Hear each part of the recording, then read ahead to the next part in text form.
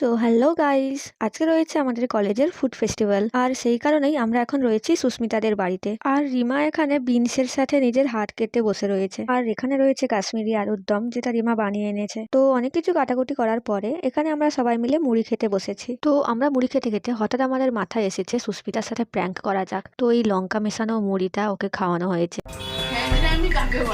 তো এই ভিডিওটা আমার ইউটিউব চ্যানেলে পোস্ট করা রয়েছে, তোমরা চাইলে দেখতে পারো। আর সুস্মিতার পরে এখানে আমাদের হাতে শিকার হয়েছে মৌমিতা।